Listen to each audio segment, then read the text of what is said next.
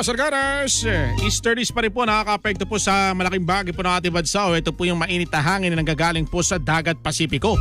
Kaya saan po mga Sargaras na mayiging generally fair weather condition po ang ating mararanasan ngayong araw ng Martes, September 24, 2024.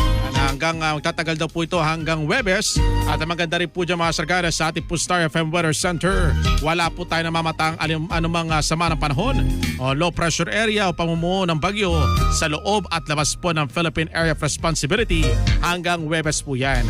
Pero pagdating po ng Biyernes mga Sargaras, may posibilidad po na may mamuupo sa labas ng Philippine Area of Responsibility na low pressure area at hindi po natin tinatanggal na ito po yung magiging ganap na bagyo. Kaya patuloy po natin ito minomonitor. Pero good news mga Sargaras, ngayong araw po na Tuesday hanggang Huwebes ay magiging generally fair weather condition po ang ating mararanasan. Liban na naman po sa mga localized thunderstorm.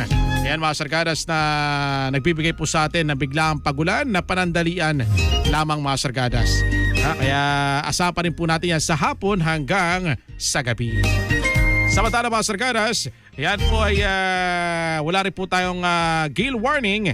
Yan na mga Sargaras, kaya pwede po pong pumalaot yung ating po mga mangingista.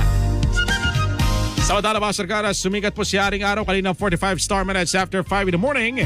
Taasan lulubog naman po ito ng 51 star minutes mamayang alas 5 ng hapon. Mula po dito sa Star FM Weather Center, yan mula ang ating balitang weather. Dito naman po sa 102.7 Star FM. Like po, share po. Mega Manila's best music station. Star FM.